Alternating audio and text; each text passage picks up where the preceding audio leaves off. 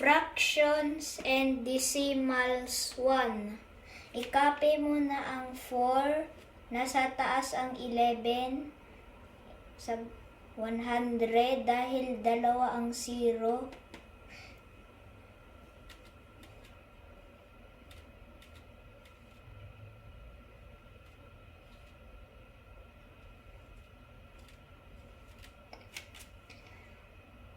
I-copy mo na ang 12 at 1, nasa taas ang 125 over 1,000 dahil tatlo. I-reduce muna natin. 1 over 8.